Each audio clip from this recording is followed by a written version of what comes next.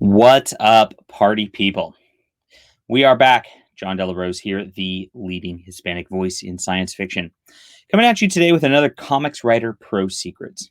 And today I want to go over the different marketplaces online for an indie comic creator.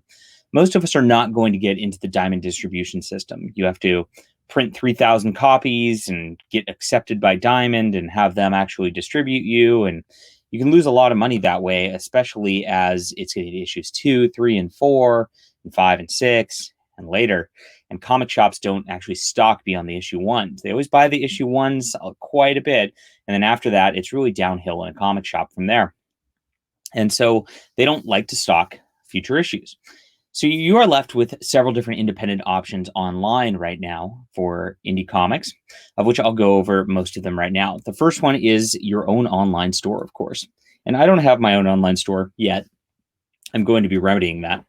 But I guess I do have one in the form of like BackerKit or something like that. I'll go over that in a sec. But Josh Howard, he's an artist that I respect and like a lot. He has his own. You just go right here, you add to cart, buy the book, pretty art, and that good to go. That's how it works. So that is the online store. Now, the benefits of this obviously is you control everything and you only have to pay a credit card processor.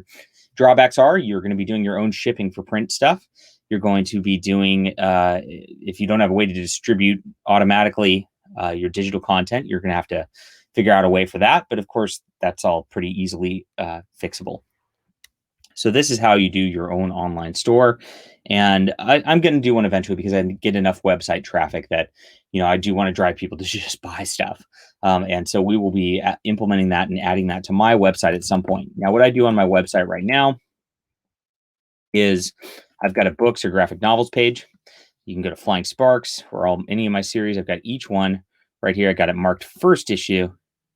And there you go. You can buy it now, and it takes you just directly to my Amazon page. Or you can see the full series and go back to the page and look at the rest of what I got here. So that's it. I'm actually missing issue number 0, so we've got to get that up on the page. All right. So that's it for now. So that's the website. Of course, if you have your own store like Josh does, it makes it a little bit easier to just sell things directly. And there you go. Drawback again is if you don't have traffic coming to your site, people are not going to find it because it is just your own site. So you have to push that quite a bit. But you really, honestly, as an indie professional, have to push everything quite a bit, or nobody's going to come to you. You're going to get very little organic traffic. It just is what it is. The internet's very cluttered these days. It's not like the old days.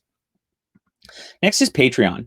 And I know a lot of people have Patreon success. I have mild Patreon success. It helps me basically produce my short comics without having a a loss on those, because the short comics wouldn't make a ton of money otherwise. People don't read short comics. I'm trying to remedy that, because short comics, I think, are a part of our tradition and past. And I'm going to continue to put them out just because I think it's a good thing to preserve that kind of culture. But overall, there's not a huge market for it. So what I do is I have a subscription model, and I go through and I go, okay, for $1 a month, you're just supporting me. You're supporting maybe the YouTube channel or something like that. You're just helping me cover my costs here. And I do have costs even with YouTube and all that, because I've got this streaming service that I have to pay for, and everything adds up. And this really helps having a consistent monthly revenue that I know I can count on, right? But at the $3 level, I give away all of my short stories, and this includes my short comics. So what I do is I write short stories in prose and write short stories in comics, and people come in right here. You get to join my Discord and hang out and talk with us. Pretty simple stuff. And at $5, then you get my long form comics every month. And I come out with a comic book every single month. So you get my new Flying Sparks, you get my new Cosmic Warrior, you get it ahead of time. And I give it to people here first, so that it's like an incentive to sign up, rather than just get it on Amazon, because, it's about $5 a month what you're going to pay for one of my Amazon comics anyway. It's pretty close. So give a little bit of benefit. You're supporting the cause, and there it goes. At $7, I give my my full novels. $10, I've got some notes or something like that lying around on things. I had old fanfic I put up, things like that that I give out to people. And at $20, it's my big hardcore supporting backers. So there you go. That is it. And Patreon, it can be a very useful thing. and it's a good way to help supplement everything. Of course, all these add up over time. We have Comicsology. Comicsology is probably just the best way to read comics. I mean, you can go in here and check out whatever, and you've got that whole panel view. It's very, very nice to look at, very nice to read. And there it is. You can get your comics up on here. Now, the drawback of this is I submitted Flying Sparks over a year ago. It's still not approved. It's still not up on Comicsology. They just like left it there to dwindle. And so that's not right. It just sucks. So I can't even sell books on Comicsology. I wouldn't count on this if I were you. I did forget one. There's a company called Kablam Printing. And basically they have a print-on-demand system, and you can get into their digital store by doing this. I don't do this. I know other people who do this, and then you can just buy their print-on-demand thing. I guess I can just put it in here. I think, where's their digital store? How do you look at their digital store? I think it's called Indie Planet. Got it? Yeah. So you can be in here. I think the Rags guys are in here. Rags. So you go Rags, and you can look. Maybe not. I thought they were.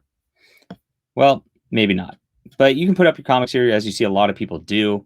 Again, you're just not going to get a lot of people in here because there's just not that many people who check it out. And so there you go. Print on demand, a digital download. And that's what you got on this. Megaton's a really good comic, by the way. And that's that. So you've got those, and that's one way to sell things. Hey, maybe I'll put Flying Sparks up in here. What could go wrong? So, all right. Next, of course, is going the crowdfunding route. And Kickstarter is the main crowdfunding platform. And I know that a lot of people go, oh, Kickstarter's terrible and it bans people and all that. But Indiegogo is the same thing. Both sites are the same. If you guys are choosing Indiegogo over Kickstarter because of some political messaging or whatever, you guys are being idiots, because Indiegogo is a San Francisco-based company. They're just as bad. We had to go through some arbitration with them because of some issues they had, and we settled the issue legally. So both of these companies do the same sort of things on that level, and there is no one that's better than the other. This is kind of our plight against big tech as indies right now, is what it is. But you can put it up on Kickstarter, and Kickstarter is where you're going to get the most organic traffic. So people just search for comics and board games and things like that on Kickstarter. There's a big community of just random people who will just find your books on this. And that is kind of the benefit of Kickstarter. Indiegogo doesn't have that as much. They have about 10 times less number of users. And so you're not going to get discovered as easily just being a random Indiegogo project unless you bring your audience there already. So I recommend for first timers, definitely put your stuff out on Kickstarter. I think it's important. And I mentioned BackerKit, and this kind of sets up your own store. So on the Dynamite Thor, I set up a BackerKit so you can just buy the books, and I put up all my books on here so you can buy all of my books. So I do kind of have my own store that's up. It's just going through this whole Kickstarter thing right now, which is why it's really not its own thing exactly. Next is, of course, Indiegogo, and Indiegogo is another revenue source and another sort of platforming thing. I am only using Indiegogo pretty much on this Wrecked Manlet thing because it's kind of a joke making fun of Ethan Van Sciver's Cyberfrog, and I build my campaigns so they look exactly like his Cyberfrog campaigns. And so I am just doing that kind of as a joke on Indiegogo. Otherwise, I do most of my comics on Kickstarter.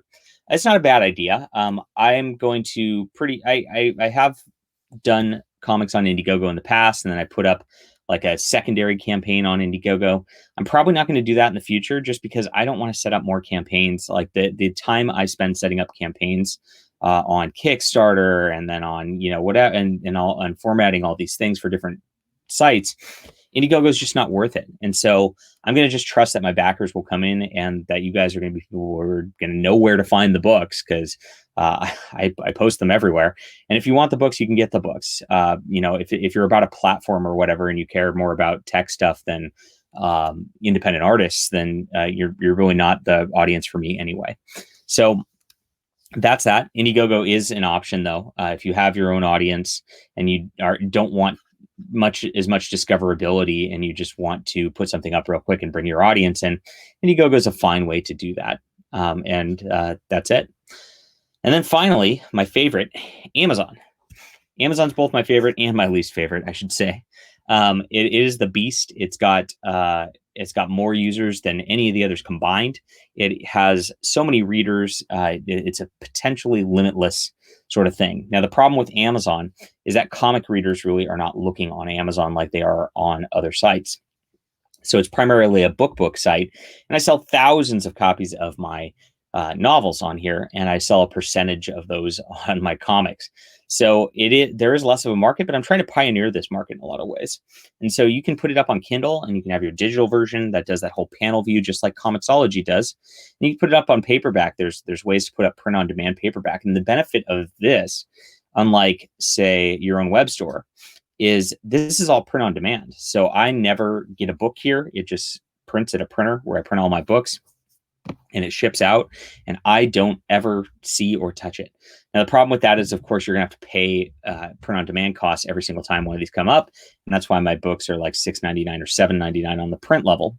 But and I do a digital and try to lean people that way so that I don't have to incur those print costs and all that. But it is what it is. So you can put it up there. It lets you put your books in a series. So somebody can go to the series and go, oh, I want to buy the entire series right here. And I love when people do this. It just makes my day. And that's it. And so that's the Amazon. Now, the other drawback of Amazon, other than a user base that's primarily for books and not for comics, is that they take 30%. So I've got my print cost plus 30%. I make almost no money on the paperbacks on here. I've moved it up to $7.99 for my newer books because it just wasn't working. Same with $2.99. I mean, I've moved up to $3.99 now. I let my gateway hang out there, but the new issues are $3.99, and it's because Amazon takes 30%. So I still need to make a little more to make these profitable on here. So that's about all the options right now that are good options. Of course, there's random things. I mean, I've got Flying Sparks now in Webtoon, right? So if you go to Webtoon and you go to Flying Sparks, you can find that I'm doing this here. And you can get a bunch of subscribers and get ad revenue from this, but you have to get 1,000 subscribers. I'm just toying around with this right now. It's kind of a pain. And you have to reformat your comics also so that it's readable on their whole deal. So very different sort of thing. But it's not really a revenue maker as much as an audience builder is what it is. But there's all sorts of things. You can put up web comics anywhere. You can do anything. I'm just doing it like this because this seems a good way to gain some audience. But as far as actual storefronts and selling books, this is about your only options right now. And I want to go over, I try to use all of them, to be honest, because, the more storefronts, the more people that see my books, the better. And that is probably the same thing for you. So hope this was helpful. If it was, hit that like and subscribe button. Of course, leave some comments, get this algorithm going so people find the YouTube. Definitely subscribe, of course. And of course, check out the comics. At the end of the day, that's what we're trying to do, is make sure we build a new comic industry where we can put out monthly books like we're doing now.